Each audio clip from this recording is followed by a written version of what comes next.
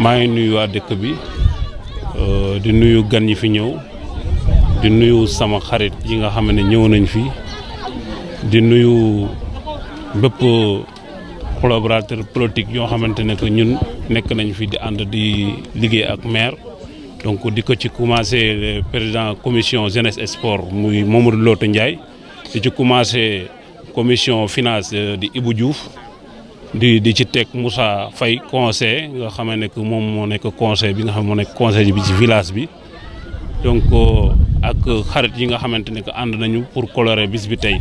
waaw tournoi bi am na solo man la El Hadj Souleymane Diouf parce que fii ci dëkk bi laa dëkk Mbul. donc tànn la ci ñi nekk ci dëkk bi. waaw jagleel la bis.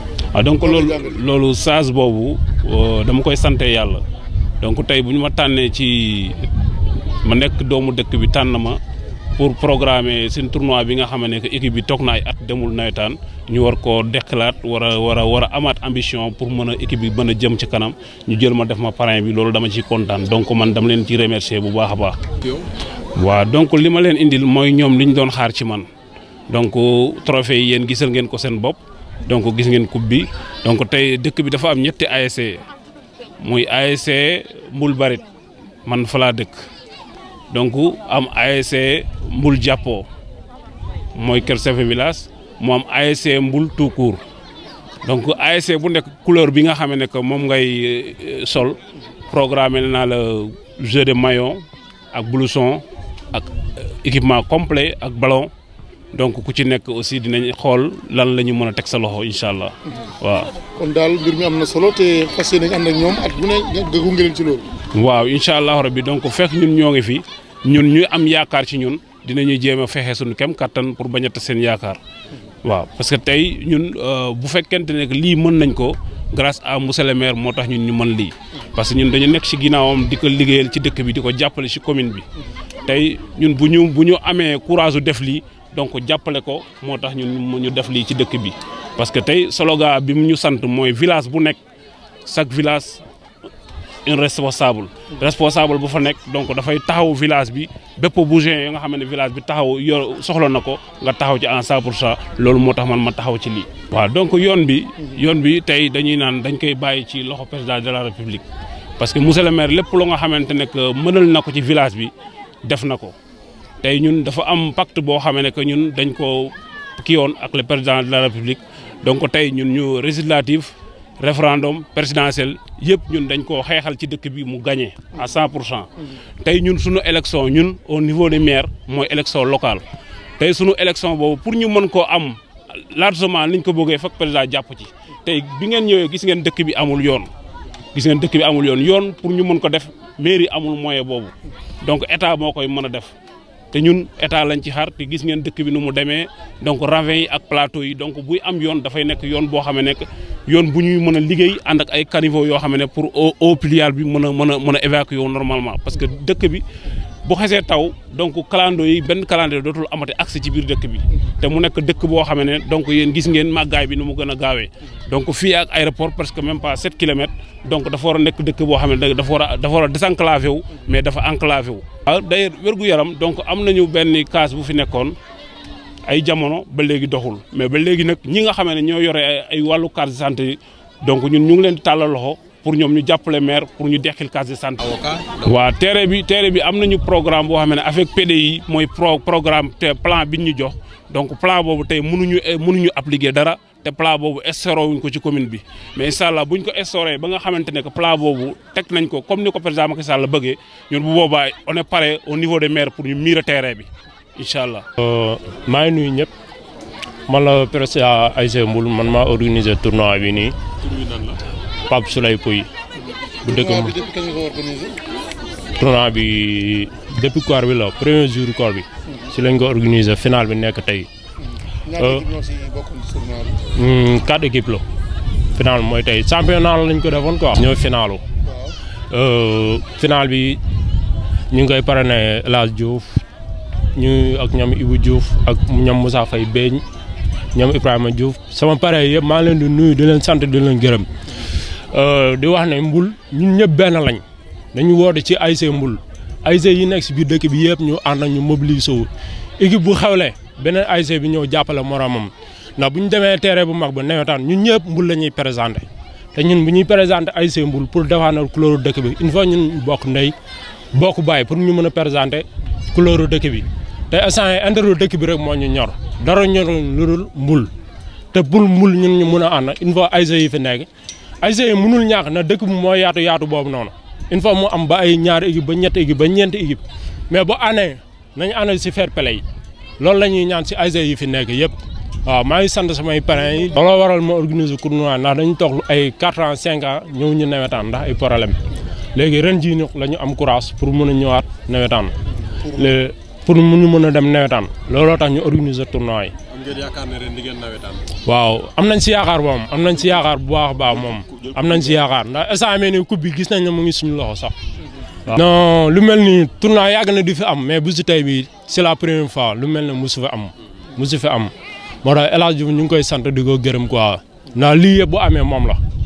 alen nañu mayoo blouson lépp bal équipement bu jour yi soxla rek pare bi andil nañ ko bon moom desaluñu dara instant li ñu ko war a fay mooy non violence si ASC yi fi nekk yëpp ndax ASC yi fi nekk yëpp ku nekk am nga si trophée yi ASC yi nekk si dëkk bi yëpp. kon daal lii at bu ne xam naa da nga koy tolloon. at bu ne incha allah ñaan nañ yàlla chaque at sax mu yokku chaque at mu yokku. non ñun amuñu fi benn problème ñun ñoo toogoon nag xam rek yenn détails yu sew tere woon ñu dem nawetaan mais amuñu problème si zone bi quoi. ndax ñun équipe bu mag la si zone bi ñun dañoo bokk si zone bi ñun suñu ASC dafa bokk si zone. waaw terrain bi collecteur message boobu maa ngi koy jox monsieur le maire mu jàppale ñu si quoi ndax Mbul dafa nekk dëkk boo xam ne du dëkk bu ndaw dëkk bu mag la war na mun a am terrain bu mag ay case de santé yoon yu baax yooyu yëpp ñun soxla nañ ko mais jeunes yi fu mu toll nii. terrain bi la ñu gën a yittoo pour ñu koy collecter ñu mun si def yu bëri. waaw yoon bi baaxul case de santé bi tamit da ngay waaru. amuñu ko amul dara bi fi nekk astuut boobu amul garab amul dara te yooyu yëpp soxla nañ ko ndax ay jigéen yu warul ñoo fi nekk balaa nga mun a accoucher il faut nga dem ay 5 kilomètres.